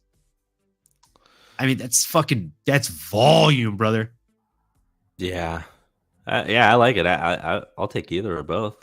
You like them? I like the under, dude. I don't just because that's high striking, and the last time Billy landed that much was a long time ago. Yeah, we can go lower. That's lower on that one. Yeah, I like the under on the rounds on that one, and the fact that it's a multiplier, I feel like that. Do they know something we don't? Like, I don't understand. I like how it just has the little creed. Don't take me higher. All right, so the next one on the list here is Cody Durden versus Silva. Bruno Silva, that is. They have the strike line pretty high for a Cody Durden fight. 47.5 significant strikes over under. I'm staying away from the strike line on that one. Bruno landing 45, so they think it's been pretty close. Yeah. I think takedowns might be the way to go. Whoa. Because 2.5 for Cody Durden, I feel like is I don't feel like that's crazy. So he'll need 3. It's a magic number. So that means he's going to be pretty active. He's either have to score every time which he has good timing. He got 4 out of 8 against Mota. Yeah, Bruno's just he didn't attempt a single one against fucking JP Bays. And JP Bays, again, no offense to Bays, I feel like that's easy money for a takedown. But then the fight before that for Kilonge Ori, who is actually a better grappler, he got 5 for 10. So Cody's just one of those guys that's hard to bet on in general because he's like inconsistent. One fight he'll land 80 strikes, the next he'll land 20. Yeah. Do you like any of the picks on Bruno on this one? Do you think Bruno shoots takedowns? I do like Bruno, but I like his striking a bit more. And I think because he might have the advantage there, I think Cody might try to take him down. That's why they probably have him at 2.5 versus Bruno just sitting at 1.5 here on the line. Yeah, and I mean, Bruno also drew up a goose egg when he went in there against fucking Tyson Nam, who is not a grappler.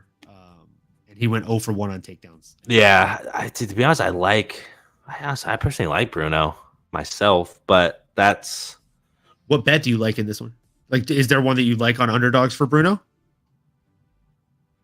Or rather that you're like confident in? Because there's some spice ones, dude. I mean, the spice, him getting basically 2 takedowns is interesting. But if I had to pick one,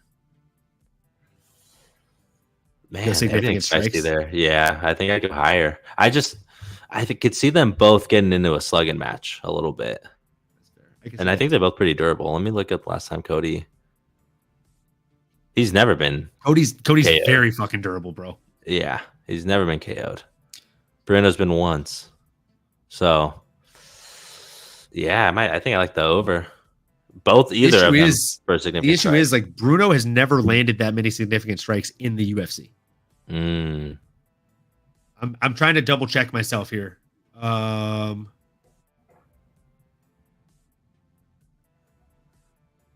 Only one time in his UFC tenure has he landed that. And that was in his loss against Tagir. Oh, interesting. He landed 47 significant strikes. Every other fight he's landed sub 45. Well, and I guess his other ones, they both one was a first round finish. The other ones were both. That's the thing. He usually finishes quick, so it's tough. So I say maybe we skip that one. Yeah, because that's the thing. That's a tough one to bet on, bro. Cody Gibson versus Cody? Yeah. Let's go. I like where your head's at. We're probably both rolling down the same way too. Absolutely, bro. We got Cody Gibson coming in here.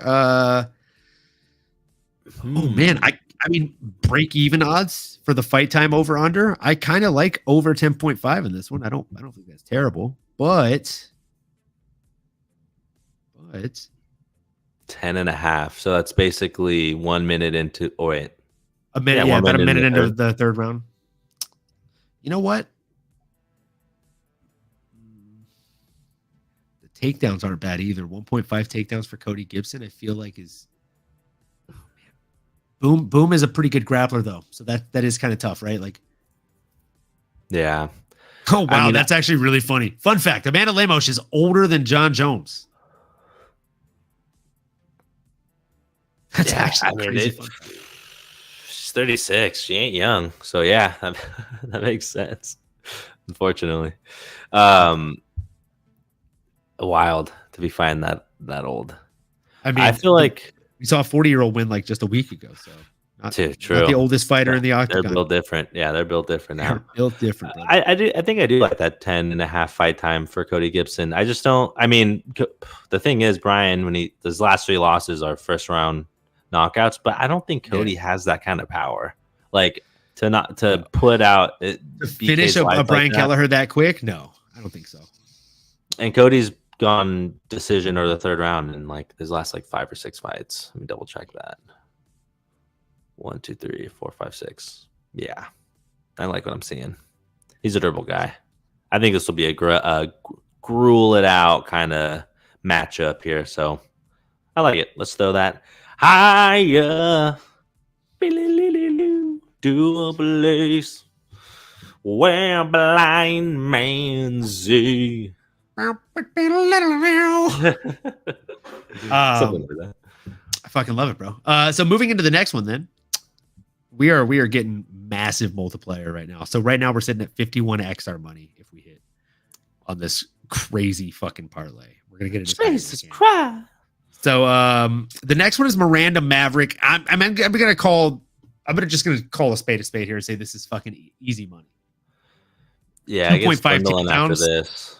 The over, like the last time she didn't hit 3 takedowns or more was against someone that you might know if you listen to the show. Her name is Jasmine. Yes, it. She's fantastic. So I mean, unless she's going out there on Saturday and getting a last minute replacement against Jasmine, yes, it. I think she probably hits 3 takedowns. Ugh. Yeah, Diana has that judo background, but I mean, if she just, Miranda, she's relentless with them, bro. She's gonna be going after it the whole time, huh? That's the thing. She'd be like just diving at the. She shot 8 times against Andrea Lee. 8? Oh my god. Yeah, she shot for 8 and hit 3, and then in the fight before that, she shot. I guess if she does that again, we're good. I mean, in the last fight, like she shot for 3 and hit 0, but that was against Jasmine. Yes, it. So that's a different animal. That's a different beast entirely. And then in the fight before that, she hit 3 for 9. Jump back even further. 5 for 8, fucking 4 for 7. Like she averages 4 takedowns, 3 takedowns a fight. So 2.5, I think is. Yeah, is ground and pound? Like it's money in the bank. Yeah, is ground and pound considered significant? If it's more often than not, like if I'm on top of you and I'm punching you in the face, it feels significant. Then I might like because they ever have 58.5 significant strikes, which seems lofty, but if she's getting takedowns, if she's grounded and pounding, I mean, then that can. Andrea Lee, she landed 66. Fight before that, she landed 36.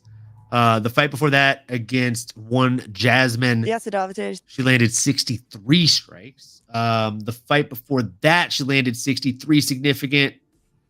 And then the fight before that against Sabina Mazo, she landed 19 significant strikes before getting this. So she's either hitting it or not, obviously. Yeah, like she's either hitting like 70 or hitting like sub 30. That's tough. I think it's your call. I'll let you make the call on this one. I'm down for either one of those. How much are takedowns for fantasy? Let me look. It tells you here in the breakdown. Takedowns count as 5 points. Significant strikes count as a half point. So basically every 10 significant strikes, you get 5 points. And every takedown, you get 5 points. So if she gets 3 takedowns and 50 significant strikes, she would get, that would be 25 points for significant strikes, and 15 points for takedowns. So 60 points. And that's why it's 61.5. So it's going to give you a little extra there. And I guess if it's a decision win or actually no, that would only put her that only put her at 40. So yeah. But then you add in submission attempts. If she throws in 2 submission attempts, that's another 8 points. I mean, like realistically, if we're talking fantasy points, they got to get the win. Because that 50, 40, or 30 point buffer for winning in round 1, 2, or 3 is where you hit those. Yeah, that's the thing. That first round, you almost need them to get a finish. And the earlier the better. That's a good point. Unless like you're betting on a Marab. Like when Marab versus Sugar Sean happens, I don't care who I think is going to win. I'm going to bet Marab by points. Yeah, because he'll get fucking 10 takedowns, and that's already 50 points. Yeah. Unless he had a fight where he landed like fucking 24 takedowns, bro. I had him on my DraftKings that night. He got me 198 fucking points on DraftKings. Just carrying the team. I literally was in like fucking second to last place, and then I won the card that night. And I was like, let's go, baby. Yeah, man. Honestly, I think maybe even the 2.5 takedowns, I guess, is a little more, feels a little bit out of all of that, probably maybe the safest. I feel like it's the safest. And if we're not getting any different odds on significant strikes, is she gonna finish her? If not, like even just going to the distance probably is pretty likely. But I guess honestly, she could finish her because she has finishing capability. I just don't know enough about her opponent. I do think she gets her opponent taken down though. Yeah. I know she's a judo girl. She's black belt. She's strong. I don't know how much that's gonna help in terms of. I mean, she'll know leverage at a minimum. Hey, No Chill MMA, are you still in the chat? If so, we are finally down to Muhammad Usman versus Thomas Peterson. They only have one possible bet for him, and it's 52.5 significant strikes over under. Oh boy, that seems pretty hefty for the big guy. Tell us your thoughts in the chat, my guy. I'm very curious to hear your thoughts on this one. I scrolled down just to give him those ones. Curious to hear. Do you think we should move the needle on this Trey Ogden bet or what? Oh, there he is. He's there. Hey. Under, baby. Okay, so all right, now help us even more here, No Chill. Do we bet on Trey Ogden's takedowns over under or significant strikes over under, or do we just take you at your word here on this Muhammad Usman under? Because I'm down. I'm down to take a fan bet as the last pick here. And also, I do think. I mean, honestly, Muhammad, both those guys, 52, 47, no heavyweights. Chance, bro. That's wild. That's wild. How many? What did he land in his last fight? Oh, he landed 57 significant strikes in his last fight, and he lost it. Yeah, that was a weird one. And then the one before that, he landed 85. But then the one before that, he only landed 7. So, I mean, if you pull the average there, we're still sitting pretty, but that's fair. That is fair. God, that's tough to be betting for, though. It's just like you're like betting from not to be punching them. I hate, in fantasy football, I'm like the same way, or weekly betting in football in any capacity. Like, I'm hesitant to bet the unders because I'm like, I want to see more points. Yeah. Or, I don't want to be hedging. I want to see more violence, if anything. I want to be rooting for more. Less. Yeah, more. Less. Come on, baby. I want that jumbo size. That's why I shop at Costco. The only other ones that we haven't touched are the Trey Ogden fight. 49.5 significant strikes over under, or 2.5 takedowns over under. And then for Loic Rudzabov, it's 1.5 takedowns over or under. Mo Usman hasn't always shown killer ground and pound, and I could see him clinching a quick sub. I don't think Peterson is the type of guy to have moments. All right. I think we're locking it in. I reckon. I like it, brother. It's good analysis. Locking it in. All right. The question is 1 or 2 units. And yeah, honestly, I don't think Peterson has the kind of striking pedigree to generate big moments, to your point there. Very, I don't want to say very, but a little flat-footed, kind of keeps his hands down. He looks for that big, long left to land. And when it does, by all means, he's big. He's he cuts down to 257. He certainly can hurt a human being. And he does have that wrestling background, but yeah, I didn't see a lot of killer instinct from our boy Peterson there, and just some of the quick highlights I saw on the YouTubes. So, Nano, this parlay we got on underdogs. It is, folks. Again, if you're not on underdogs, you gotta check it out. Underdogs, shout out. We are not sponsored by them yet. Keyword being yet. As soon as they find out who the hell we are, I know they're gonna pick us up. Right. But anyways, Underdog is a great app, kind of like DraftKings in the way that you can bet, you can have fun, but it's legal in a lot more states where DraftKings Sportsbooks is unfortunately not. So you can go in there, you can build your parlays and things like that. For example, right now we have an 8-pick flex parlay. What that means is this: if we get 8 of them correct, we are going to take whatever dollar amount we put into this little entry fee here and multiply it by 166.32x. So that means if I put $1 in, I'm going to make $166.32 in return if I hit all 8. Nice. And if one of them misses, that's okay. That's why we call it a flex, baby. If one of them misses, we're going to still turn it into 6.93x. Okay. If 6 of them hits, guess what, folks? We're still sitting pretty if we miss 2 of them. We're going to turn our money over 2.31x. So again, 1 unit into 2.3 into 6.9 or into 166.3.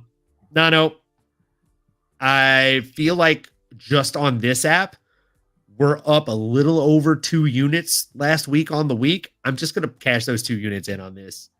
I think it makes sense. And if we hit it, it'll pay for International Fight Week next year. There we go. I like playing with house money, baby. Sign me up. And confirm. That's a wild number that just popped up on my screen. for the you just entered to win this much. Like, oh, cool. Let's go. It's a good amount of money.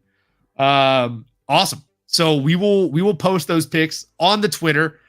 Make sure that if you are new here, if you are old here, if you are somewhere in between, please do us a favor. If you're on YouTube or anything like that gives you the option to, make sure you like, comment, subscribe, smash that bell for notifications, folks.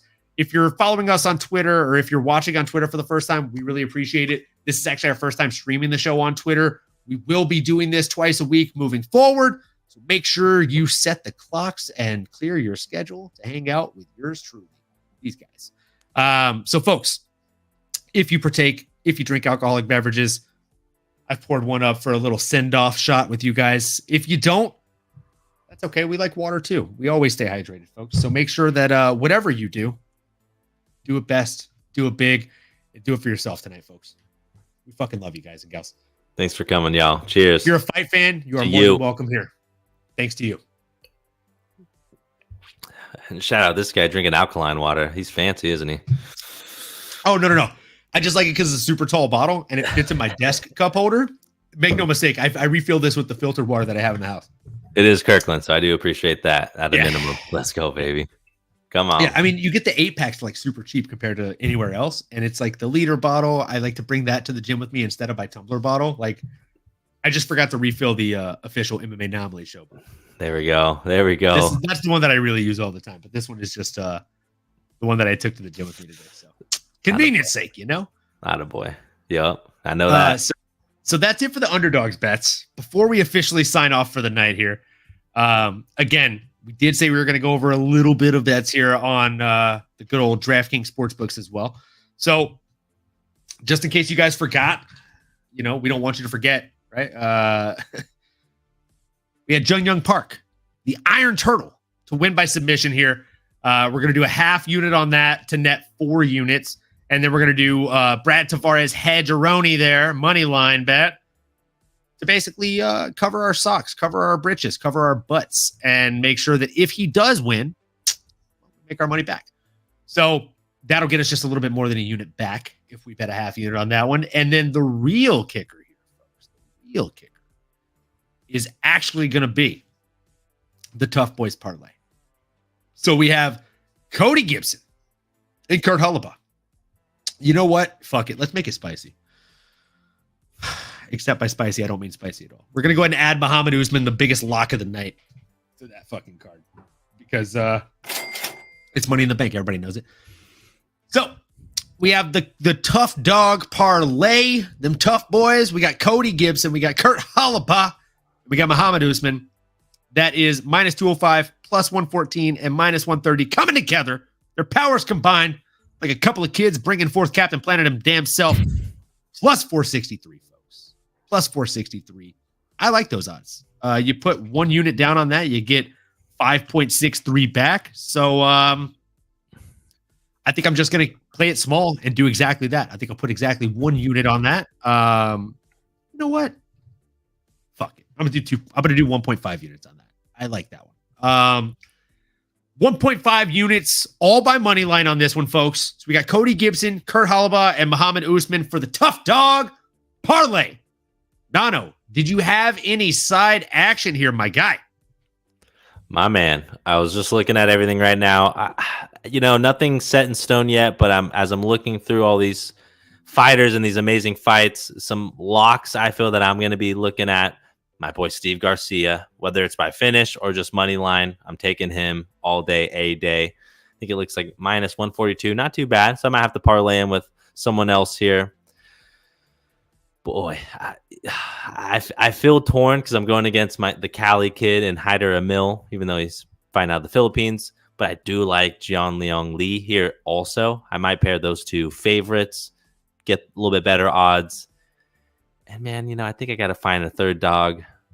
Why not go with our girl, Verna Yandaroba? 3 favorites, but 3 up, 3 down. Don't know what the odds will end up shaking out to, but those are some fighters that I'm eyeing this weekend, y'all. And I'll be sure to eat some humble pie if I'm on the losing side here come next week. Let's go, baby. Absolutely fucking love it, man. Yeah, I love that. Absolutely love it, man. And again, we're playing with house money, folks. So one more thing before we leave you off to have an incredible rest of your night. Happy Friday, Junior, and sail off into the almost weekend here. Make sure that if you are betting, whether it's on mixed martial arts, football, hockey, soccer, whatever sport you love to bet on, just make sure you're betting with money you can lose, right? Because worst case scenario is to watch a sport that you love, a game you love, a fight that you love, a fighter that you love compete, and the entire time be stressing about that money that you bet on it, that you staked on it. So bet money that you can live without. That way, when it does increase, when it does multiply, you're not stressing while that's happening. And when it does happen, it feels like icing on the cake, folks. So happy betting, responsible betting to you. And more than anything, we really, really hope that you folks enjoy these fights on Saturday. I think personally, it's going to be a really fun card. I think we have some really nice fights. And it's also a bit of an early card, which you know me, I'm a sucker for. Love it. The fights actually start at 2 p.m. Pacific time. Main card starts at 5 p.m. Pacific time. Make sure you are aware and ahead of the game. You don't want to be out and about running errands and then halfway, through dinner realize, oh, wait, we're already like into the main card. I've already missed the entirety of the fucking prelims. Been there. Don't be that person. So, folks, enjoy the rest of your week. Thanks again so much for joining us tonight. If you don't already follow us on Twitter, at MMAnomaly, at Jive Turkey Nano, or Jive Turkey Talk, pick your fucking poison, folks. And until the next time, keep on going and keep on growing, folks. See you then. You've been listening to the MMAnomaly Show. No filter. As you may have been able to tell, we dig the MMA, and our passion is to dive deep into the upcoming fights, give you our expert breakdowns, and help you make sense of all the chaos that is the fight game. We hope you've enjoyed the show. If you did, make sure to like, rate, and review. We'll be back soon, but in the meantime, make sure to find us on YouTube, Twitter, Instagram, and Twitch at MMAnomaly. Be cool, and we'll see you next time.